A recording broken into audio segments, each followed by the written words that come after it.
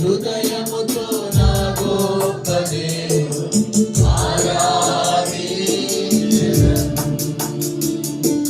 పగిలిన నా కుండను నా కుమ్మరి యొద్దకు తెచ్చి బాగు చేయమని కోరెదను. నా చిన్ని హృదయముతో నా గొప్ప దేవుని ఆరాధించెదను. నా కుండను నా కుమ్మరి యొద్దకు తెచ్చి బాగు చేయమని కోరెదను.